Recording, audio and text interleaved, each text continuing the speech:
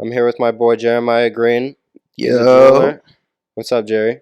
how you doing, bro? I've been good. I've been good. Chilling. It's been a minute since I saw you. Yeah, bro. It's been a few years Yeah. actually. Yeah, a The lot's last happened. last time I saw you, was I picking up my ring? Or I don't, I think so. Yeah, honestly. It's like 2.5 years ago. Yeah, something like That's that. kind of crazy. Crazy. How you been, bro? I've been How's chilling, work? working real hard. I've been just improving my craft. You're working at Harry Winston, right? Yeah. I was in an internship program up until about a week ago, so I was doing mainly fabrication work.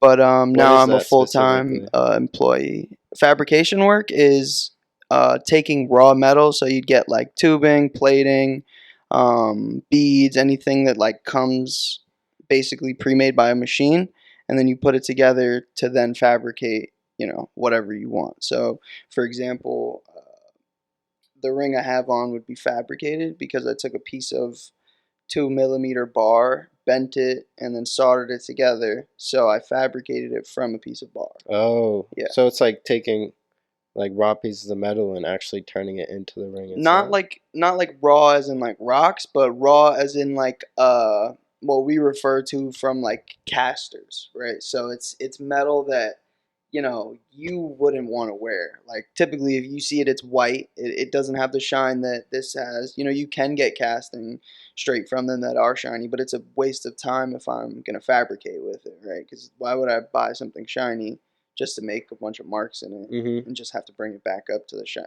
So you buy it at the base level where it's like really ugly, and then build it into something that's presentable.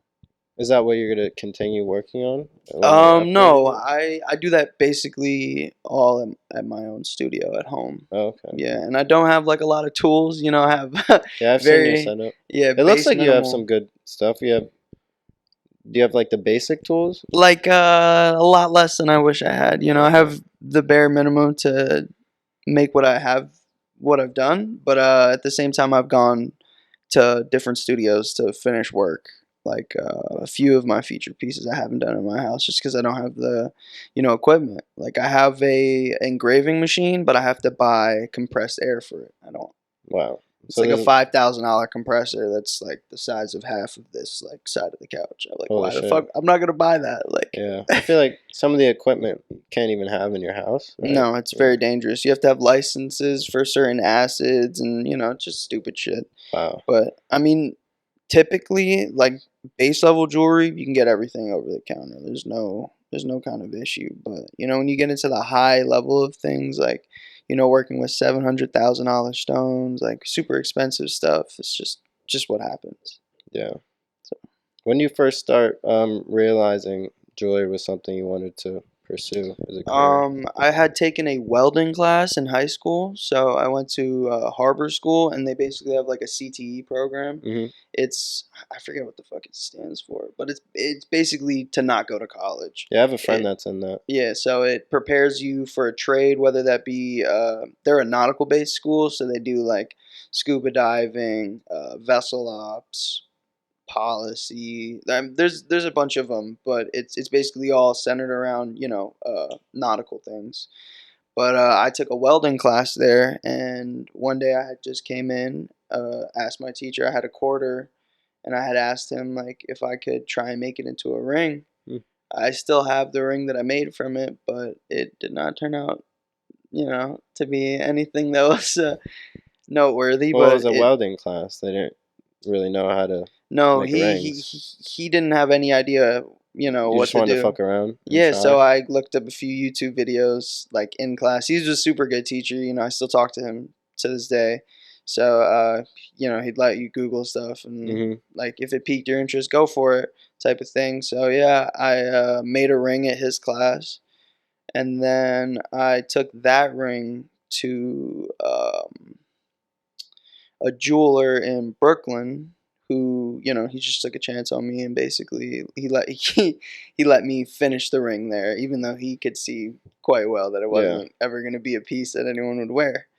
But yeah, that's what really piqued my interest was just being around metallurgy. Like he was my teacher was big into forging swords, so Wow. I just I was always it just glowing metal. I like it. It's Yeah. interesting. So you start off with welding. Did you want to go into being a welder, or you were just going to trade school and that's what you were Um, doing at the moment? no, I picked welding just because I my mom was a or she had done a little welding, so was my dad. So it was just something that I was like, picking up as a high school class. I never really saw a future in being a welder. And I reinforced that idea when I actually got into the class because, it's a very union based, like construction worker business. So you have to start by sweeping floors and passing people. So when you stick weld, you have to have like this little tube and they burn out very fast. You would basically be the guy that is handing the welder the sticks like every 30 Oh, seconds. Like I didn't want to start from the ground up in that industry specifically because I felt as though the payoff wouldn't be substantial enough, if that makes any yeah, I sense. see what you're talking about. I have a friend that's um looking to be a welder right now, and he's telling me he's in an internship right It's now, tough. and it kind of seems like what you were doing. I don't think he's paid though, and Mm-mm. he's doing some hard work. Hard fucking work, man. Yeah. What were some struggles that you had beginning to make jewelry? Some struggles. I mean, just being taken seriously, like, because if you don't know anything, it's kind of hard to get your, your footing in anything. But without somebody's name, especially in this industry, you won't make it far. So, I think overcoming that, meeting Chris, the jeweler from Brooklyn, really helped me with that. You know, I, yeah. Yeah, it seems like one of those things you need kind of like a mentor for 100%. almost. You can't getting into it alone unless you're like just exorbitant, like just extremely rich. Like you can burn gold with no problem. Yeah. You're gonna want somebody to be there guiding you. Yeah, it seems like the equipment, that's probably a struggle. Like you said, 100%.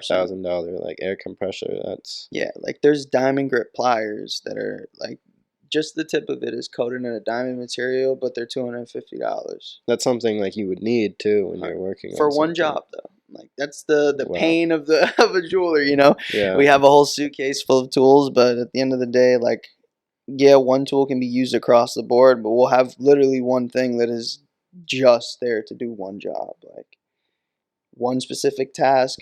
That's it, nothing more. So So you like were like limited at home with like the stuff you make now. You're hundred kind of percent. you're I limited. I just have so much like novice. I don't know how to explain. I have enough materials for a novice to be set, but for like where I'm developing now my skills with Harry Winston, I don't have the equipment or materials to keep up with it. Because like just to give you perspective, like a silver ring that I'll buy at base price $25.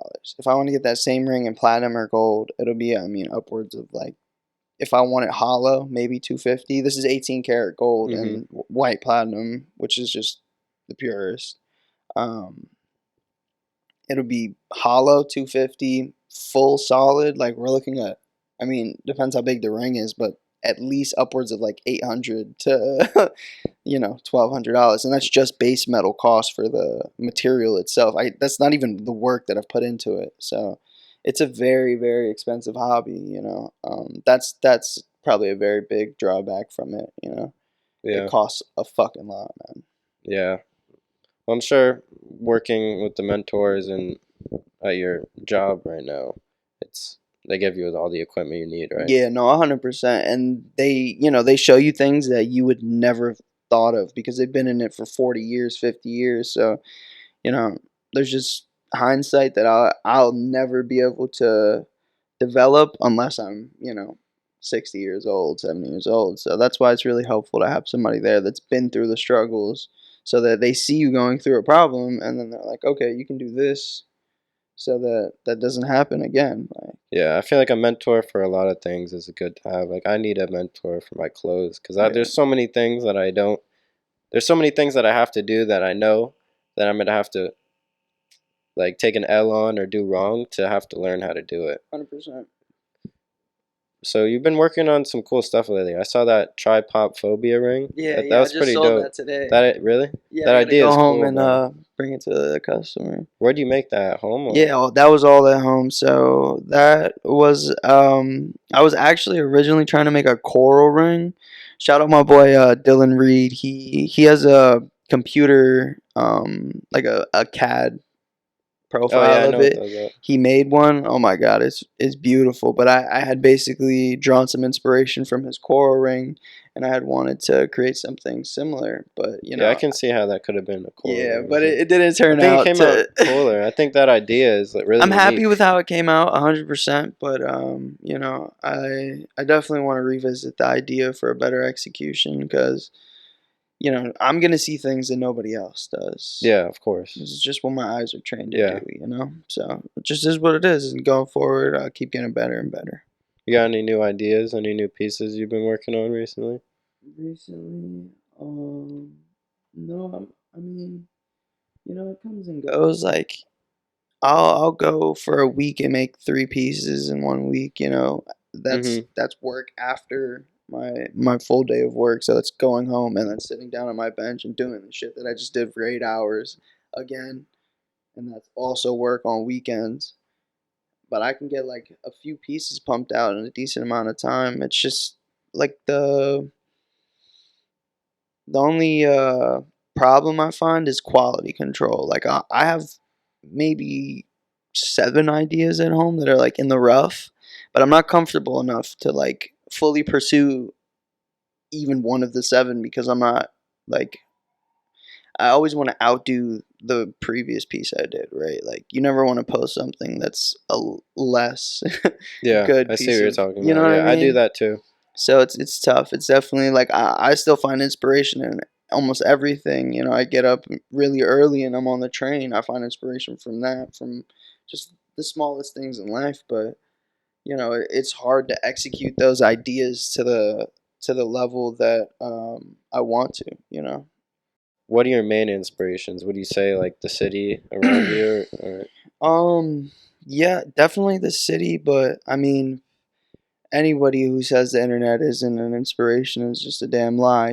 Like, yeah, I'd have that's no true. fucking clue what tribe pop phobia was if the internet didn't exist. So, I mean, that definitely plays a role in it. Just my like feed on Instagram, how much jewelry is coming across my explore page is Mm-hmm. ridiculous. So I'm constantly exposed to new ideas. But I mean, inspiration wise, I think it's best when as humans we draw inspiration from an inanimate object. Like, you know, consciousness is interesting and it's beautiful, it's very nice, but there's something to be said about how much we treasure inanimate objects. Like, What do you mean by that exactly? I mean, jewelry is an Oh, okay. inanimate Yeah, object. yeah, You yeah. treasure that for generations and generations. You pass it down. I mean, there's jewelry that was owned by a lady 50 years ago that we have absolutely no idea what she did in this world, but it's worth millions of dollars simply because that lady placed value on it. She decided that it was precious to her family and her lineage and whatever. So I just think it's an interesting connection that we draw to inanimate objects. I mean, we're surrounded by them every day. We're sitting on one. We're talking into Mm-hmm. one. It's just it's a part of everyday life that nobody. I mean, everybody knows, but it's hardly highlighted in art. But when it is, I really like it. There's like a few. I forget there's like a Brooklyn Museum in Williamsburg. I forget what it's called. I've been to some museums I down think it's there. I like the might have been Museum of there. Illusion. No, no, that's in um, the Lower West Side. I don't know, but they have some dope artwork in there. That's like they make use of like junkyard scraps and like they just do dope stuff. Yeah, that sounds dope. Who are some of your favorite artists? Like, they don't have to be jewelry specific. I don't know many jewelry artists. Maybe Yeah, other people I will. mean that's another thing. Like you become famous in the world of jewelry. It doesn't mean jack shit out of. Like I work with some very renowned jewelers, but outside of it, their name rings no bells. It carries no weight. And I'd say artist wise, my biggest inspirations. Um, They don't have to be inspirations. Just like people you like, their jewelry you like, other people's jewelry you've seen that Just like current day, or just like at everybody in any the time, scheme of. out of the scheme of anything. I mean, I always enjoy like Kanye's creativity, seeing that unfold in like real time because Hmm. it's our generation. I enjoy that for sure. I'd say like specifically, I'm a big fan of Beeple. He's like a electronic artist, so he did like that whole NFT bullshit, and Oh yeah, I've heard of him. yeah, so he does just like you know I couldn't describe it to you what kind of artwork he does, but it's entertaining and I enjoy it. I'd say if we're not going like artistic painting, jewelry, like making with your hands, maybe like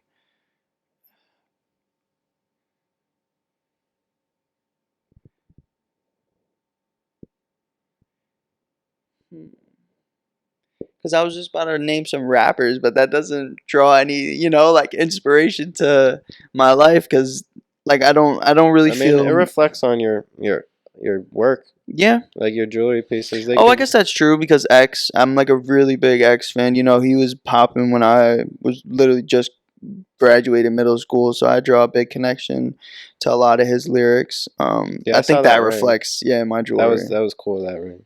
That looked like it. Like there's a lot of little details in there. How long Yeah. did that take? Surprisingly, not too long. It's Hmm. it's it's a so there's two different ways to get something to look like that. You can engrave, which is a much lengthier process than what I did. I just took a piece of sheet metal and I have stamps. So they're pieces of stainless steel, which is a harder metal than silver, and they're just like casted for letters at the bottom. So I Oh, just okay. took the letters, bang, stamped them in, and then blackened them. So it wasn't too long of a process, but it was a learning curve because I had done a few of those rings, and I had first bended them into a ring and then tried hammering it on. And you need to if you hammer something, it has to be flat. I mean, it's pretty straightforward, but I had to learn the hard way. Yeah. Um, how often are you making jewelry, would you say? Like all the time? Well, you have it for a job now, so. Yeah, so I mean, Monday through Friday, all 8 hours a day, 9 hours a day, something like that. But I'm not making my own jewelry, so it's like creatively, obviously, I'm not, you know, expanding on any skills I'm interested in, but they're skills that I need to be valuable in the industry. What So you're learning right now. yeah, which is just like base level like jewelry, like high, fine jewelry, like what they That's what they make? require. Yeah, Uh, they only do like the smallest scratch. That's it. It's not getting sold. It's getting sent back, taken apart. Like, and it's egregious sometimes. Just like the smallest detail that you wouldn't even like. I mean, it's pointless. You're doing something that nobody else is mhm. gonna see, but at the end of the day, that's fine jewelry. It Yeah. has to look That's perfect. definitely something good to learn, like fine jewelry, especially working with that expensive, especially if you bought it yourself, you don't want to Yeah, do any mistakes. yeah. No, it's definitely nice to fuck up on their dime. 100 Oh percent. yeah. Yeah, Oh yeah, yeah, definitely. I be sweated y- even when I fuck up there, Rather but them than you, yeah. yeah, 100%, man. Yeah. What do you see yourself doing in the next couple of years? Let's say 5 years. I mean, I'm definitely gonna continue working with Harry Winston. They gave me an opportunity to become a full time employee via the apprenticeship. So I'm gonna just fully, em, you know, embark myself on a journey with them. See however far and long that leads me, and go from there. I mean, I'm not too concerned where my craft is going because I know that I'm still faithfully like in love with what I'm doing. I can do it for 9 hours a day, doing a part of it that I absolutely despise, and still go home and work with mundane tools on a project that I'm passionate about. So it's worrying because everybody talks about the burnout. Like every artist ever has at the end of their craft like realize like, oh shit, maybe I should have done something else. But Yeah, that just is what it is. Like it comes with it. And those artists that have those realizations are sometimes the best artists. And then, I mean, the scope of Earth in general. So that's true. it is what it is. I mean, I'm not worried. I'm set. I'm gonna just continue doing what I'm doing. Yeah, that's a good opportunity. Like, it's definitely a good opportunity. There's no reason to leave them. Like, you Yeah, can always exactly, work on yourself and work with them at the exactly. same time. You know. And it's like, in the jewelry industry, it's all about connections, all about, who are you to whom, Really, right? So before the shop that I'm at started this program, they weren't Harry Winston. They were a company, a private company that was least, they were still doing high or fine jewelry, but they weren't a Harry Winston company. Harry Winston bought them out as of March 2023. That's when I got to start. Or no, I got to start May of 2023. So they bought them. He introduced the program to them. But basically, before Harry Winston had bought them, they were a very reputable company. So even using, Harry Winston's name is very reputable, but using like the foreman or even the shop owner, his name carries an insane amount of weight because it's just like a very prestigious company. He's paid his dues indefinitely. Like, he's just a all around. They're solid guys. that's good. Yeah. So, do you have an end goal for what you're doing? Like, you don't know what in the next 5 years, but what about like? End goal. I mean, it's hard. Like, if you consider yourself an artist, I don't think there ever is. Mhm. There is no there's goals that I want to achieve, like I'd like to retire my mom. I'd like to do X, Y, and Z, but I don't think that necessarily will stop my artistic path. Like I'm not going to put that on pause. I mean, maybe I will. I can't speak on it now, but I don't think it'll ever stop. I think the day I die, I will still feel like I need to know more. Mhm. Like, there's still more for me to learn. That's an end goal in itself. Like, you want to just keep working on your craft, Yeah, I continue mean, to do it. bro, there's these old guys that like they're missing literally half of their pointer fingernail because it's like they filed a certain way for 20 years, so it's just gone. Like they have a crescent moon fingernail, and That's how these you're gonna guys are be. still like, yeah, I'm still a student. Like I still have a lot to learn, and I'm like, what is there to learn? You got to retire soon, bro. What are you talking about? But that's the I think that's the attitude of a lot of true artists. Like they just realize it's a lifelong commitment. You're not gonna. There is no true level of satisfaction. You can sell jewelry to the highest level. Like my pieces can go for millions and millions of dollars at a Sotheby's auction. That's not gonna provide me any satisfaction towards the goal of pushing my art out. It's Yeah, just another. It'll feel a lot better because I'll have my name in Sotheby's and I'll have all the money from the royalties and whatever. But realistically, what does that do? I'm still gonna die, and once I die, that's it. That's the end of my art. So that's all you can truly do as an artist is just keep pushing it out, just keep going. yeah, man. Do you have any artists in your family? Anyone that makes jewelry too? Or are you like the first one? Yeah, no, I'm the first one. My Really? mom does like she's always done just like art pieces since I was a kid, just like really just creative shit. I mean, creepy shit, but creative shit. So you probably get it from her, maybe. Yeah, I've definitely been just like constantly surrounded by creativity, so it leaked out onto me. Yeah, But yeah, my mom's definitely my creative inspiration, or I'd say she's like the source of why I can be so creative because she was able to ground me in realizing that reality is reality, but I still feel like I have the imagination of a kid. Like I can tap in and just think of the impossible. mhm. That's what you need. Yeah, truly. You got any advice for, let's say, people that want to get into jewelry, maybe start making it? Yeah. I'd say if you're not if it's something you're not sure about, don't do it. solemnly don't start. It's not something that is like a small craft, or it's not something that should be disrespected with partial.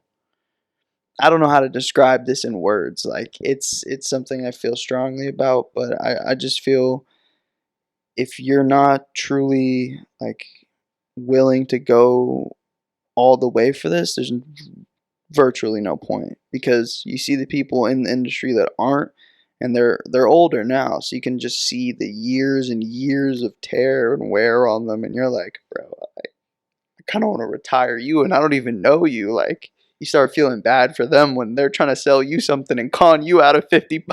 Yeah. It's like, bro, how many times have you been through this Jeb deal with a 19-year-old, or you've seen 5 generations of jewelers go in and out of your store? So I'd say for any newcomers, if you're serious about it, make connections. 100%. Connections are everything in this industry. I mean, if you don't have a name to base yourself off of, you're not going anywhere. You will get just fucked, bro. Like, I can't describe it any other way than that, because it's such a slimy business, right? So there's that one side of it where you got people just pushing out chains and all these computer made, just like as much as you can, as fast as you can, as little human contact as possible, so it's the cheapest to be made.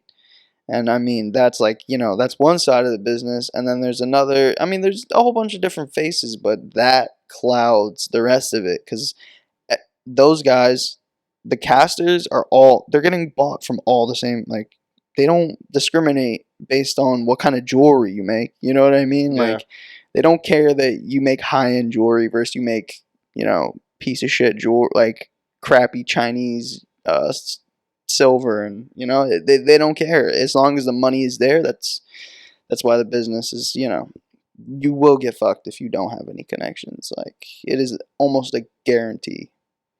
Yeah, it's one of those businesses where you gotta let it, like, it consumes your life, right? You can't, if you're not going to be 100%, then you shouldn't enter it.